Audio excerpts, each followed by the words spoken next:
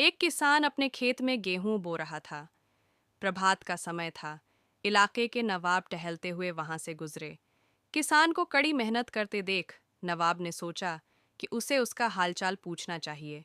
वह घोड़े से उतरा और खेत के किनारे पहुंचकर किसान से पूछा, क्यों भाई, तुम खेती में इतनी मेहनत करते हो, कितना कमाते हो, कुछ फायदा भी होता है या नहीं? किसान ने सिर उठाकर नवाब से कहा, क्या फायदा है साहब, फसल कटने के बाद मैं उसे 4 हिस्सों में बांट देता हूँ। नवाब ने फिर पूछा, अच्छा, तुम ये 4 हिस्से कैसे खर्च करते हो?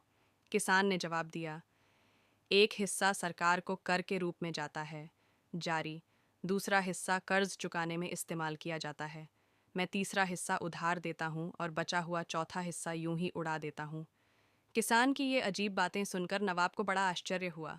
उसने आश्चर्य से पूछा, तुम्हारी बातें मेरी समझ में नहीं आ रही हैं। साफ साफ बताओ, तुम दोनों कर्ज चुकाते हो और दे देते हो। ऐसा कौन सा कर्ज है जो हर फसल पर चुकाते हो और फिर भी खत्म नहीं होता?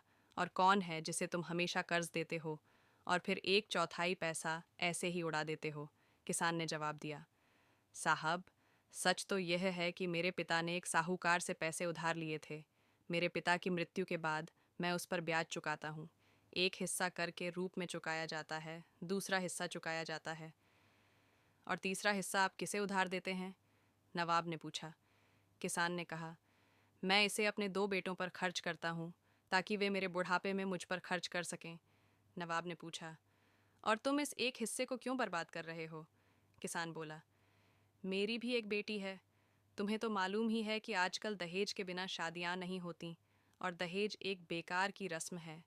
मैं उसके दहेज के लिए चौथाई हिस्सा रखता हूँ। मेरे ख्याल से यह पैसा बर्बादी है। नवाब उसके वाकपटु भाषण से बहुत प्रभावित हुआ और उसे इनाम के रूप में बड़ी धनराशि देकर चला गया।